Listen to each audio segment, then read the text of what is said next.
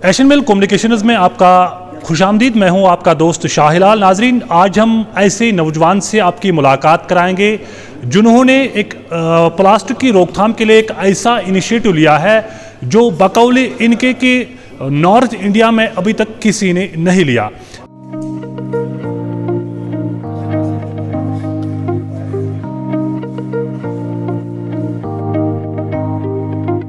बिल्कुल मेरी मुराद साकिब खान से है, जो कि पेशे से एक इंजीनियर है।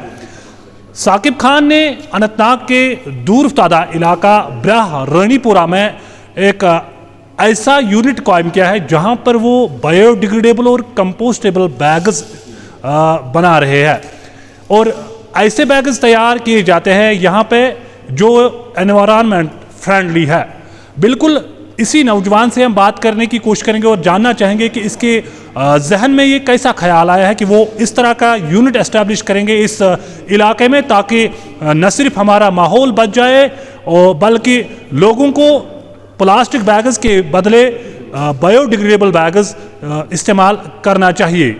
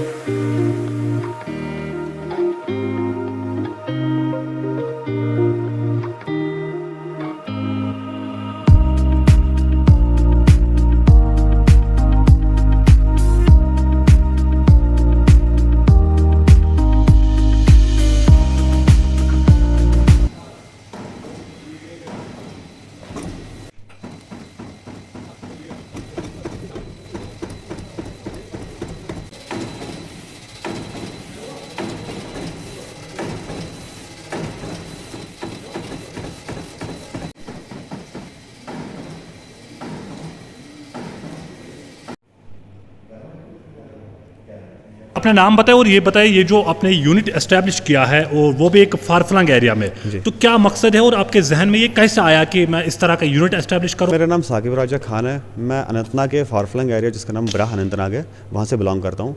ये एरिया अनंतनाग से 16 किलोमीटर की दूरी पर पड़ता है। मेरे जहन में ये आइडिया ऐसे आया कि मैंने जब अपने इर्द गिर्द देखा तो हर कहीं पे पोल्यूशन हो रहा था, खासकर प्लास्टिक का मिनेस हो रहा था, प्लास्टिक का मिसयूज़ हो रहा था। मिसयूज़ में इस हिसाब से कहूँगा कि 10 मिनट के लिए जो प्लास्टिक का बैग हम इस्तेमाल करते हैं वो फिर हज़ारों साल हमारे इस धरती पे बोझ बन के रहता है। बोझ बनने के साथ साथ इसको बांझ यानी इनफर्टाइल भी कर देता है। ये आइडिया मेरे जहन में 2017 में आया जब मैं चंडीगढ़ में काम कर रहा था। मैंने काफ़ी कंपनीज़ में काम किया, बाहर प्राइवेट कंपनीज़ में काम किया। वहाँ पे मैंने देखा कि कुछ ही महीनों के अंदर अंदर उन्होंने कंपोस्टेबल में जाके प्लास्टिक को बहुत कम कर दिया। इसका यूज़ अप टू 90% तक उनने लेस कर दिया।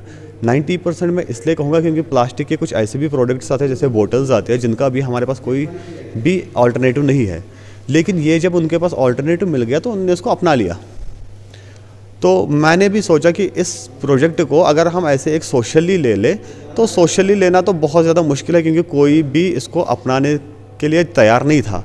तो एक बिज़नेस मॉड्यूल के आइडिया से देख के मैंने ये सोचा कि मैं इसको एक बिज़नेस भी बना सकता हूँ और एक एनवायरनमेंट के लिए कुछ कर भी सकता हूँ।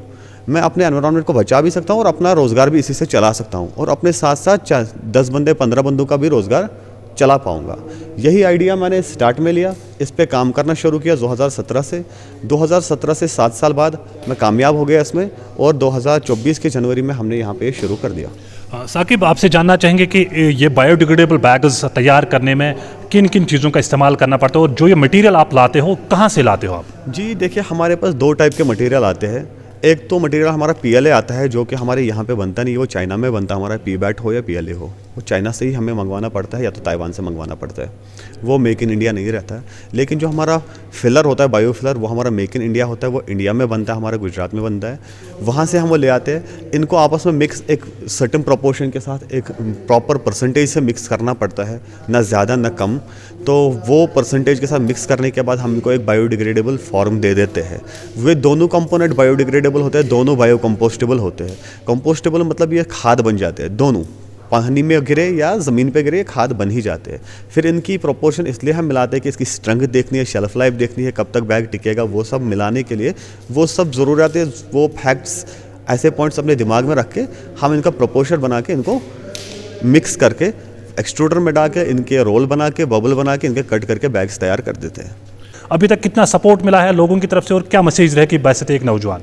वैसे तो नौजवान बाकी नौजवानों के लिए मेरे तरफ से ये एक मैसेज रहेगा कि वो इस इनिशिएटिव के साथ रहे।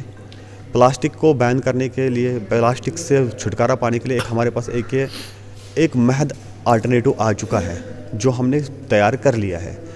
जब हमारे पास एक प्रॉपर अल्टरनेटिव है तो हमें बेहतर रहेगा कि कम से कम उतना तो प्लास्टिक हम छोड़ दें, उतना यूज़ से छोड़ दें जितना हम छोड़ सकते हैं।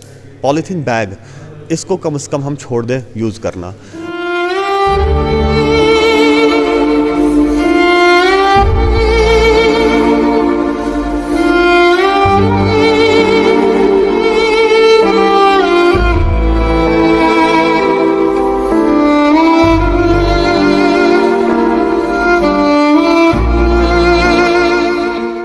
और इस चीज़ की तरफ हम अपना तवज्जो कर दे। चाहे हम ट्रैकर्स देखें, चाहे हम टूरिस्ट्स देखें, हर किसी के हाथ में ये पॉलीथीन का बैग दिखता है और वो पॉलीथीन बैग फिर एट द एंड जाता है हमारे नालों में, हमारे वाटर बॉडीज़ में या हमारी ज़मीन पे, जो उसको आलूदा कर देता है।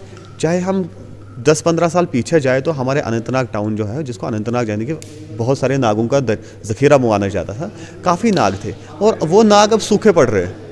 या तो उनमें कचरा चला गया तो वो पानी देना छोड़ देते हैं, वो वजह होगी कि वो पानी भी हमारे यहाँ कम होने लगा, क्लाइमेट चेंजेस आने लगी, पोल्यूशन हो गया, प्लास्टिक के जलाने से हमारा ओजोन डिप्लीट हो रहा है, तो बहुत सारी प्रॉब्लम्स हमारे यहाँ पे आ रहे हैं। अगर हमें आगे अपना फ्यूचर देखना है, वो ज़रूरी नहीं है कि मैं इंडस्ट्री में कहूँ या किसी और जगह, हॉर्टिकल्चर हो, एग्रीकल्चर हो या टूरिज़्म हो, जो बैकबोन है इस टाइम हमारे जम्मू कश्मीर की, ऐसा ना हो कि जो टूरिस्ट यहाँ पर हरियाली देखने के लिए आ रहे हैं, कल को उनको थार डेजर्ट इससे अच्छा लगे, वो प्रेफर करेंगे राजस्थान का डेजर्ट देखना, उनको यहाँ आने की क्या ज़रूरत है। आप भी अगर कहीं पे छुट्टी पे जा रहे हो तो वो तो आप वहीं पे जाओगे ना जहाँ पे आपको अच्छा लगेगा।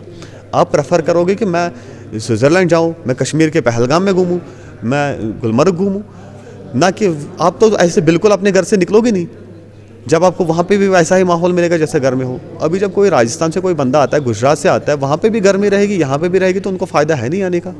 तो अपने इस माहौल को बचाने के लिए हमें एक कदम उठाना पड़ेगा। थे साकिब खान जो कि पेशे से एक इंजीनियर है। इनका यही मकसद है इस यूनिट को कायम करने के लिए कि माहौल को बचाने के लिए इस तरह के इकदामात उठाने की ज़रूरत है।